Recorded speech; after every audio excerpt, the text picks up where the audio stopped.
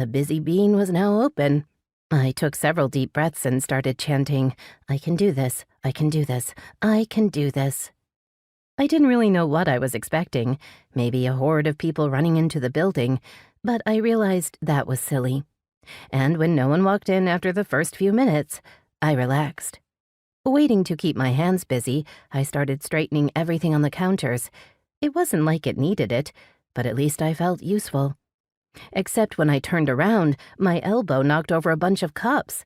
"Oh no," I said, and scrambled to pick them up. A couple had buried themselves under the cabinets, and I had to almost lie on the floor to reach them. "Excuse me," a gruff voice said. I bolted upright, hitting my head on the counter. I heard the man sigh. Crap, I was already messing up on my first day. I rubbed the top of my head as I stood and faced the customer. "I'm sorry, sir. I didn't hear you come in." The man took a step back, a look of shock crossing his face so quickly that I almost missed it before his expression turned to a scowl.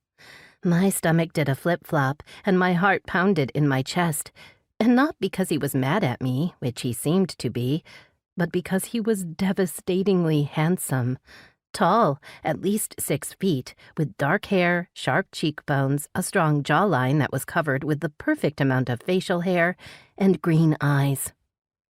"Did you know that only 2% of the population has green eyes?" I blurted out. His eyebrows rose. Great. Now he thought I was weird. "Sorry. Most people don't realize how rare it is, so when I see another green-eyed person, I tend to point it out." He stared at me, clearly unimpressed. "What can I get you?" "Just a coffee. Black." "Are you sure? We have a lot of options."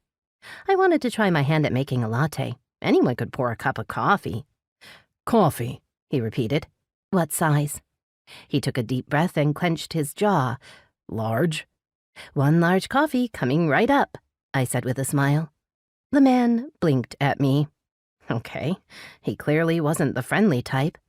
I hurried and got his order ready, not bothering to try and make small talk anymore. "Here you—" He dropped money on the counter, picked up his cup, and walked out the door.